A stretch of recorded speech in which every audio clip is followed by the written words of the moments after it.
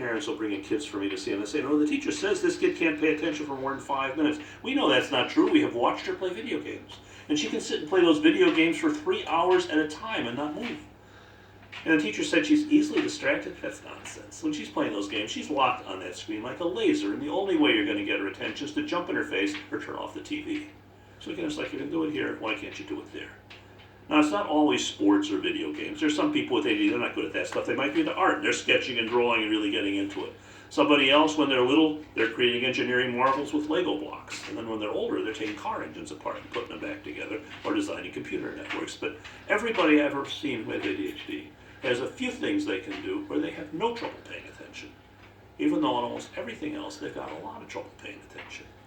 And if you ask them about it, say, what's with this? How come you can do it here, and you can't do it here, here, and here? Usually what they'll say is, it's easy. If it's something I'm interested in, I can pay attention. If not, I can't. And most people hear that and they say, yeah, right, congratulations. That's true for anybody. Anybody's going to pay attention better for something they're interested in than for something they're not, which is true. But here's the difference.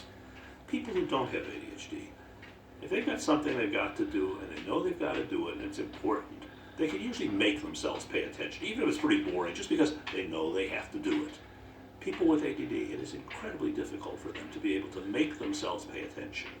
Unless the task is something that's really interesting to them, not because somebody told them it ought to be interesting, but just because it is interesting to them, for whatever reasons. Or if they feel like they have a gun to their head and something very unpleasant is going to be happening very fast if they don't take care of this right here, right now. Under those two conditions, no problem. They can focus very well. Anything else, it's really difficult for them.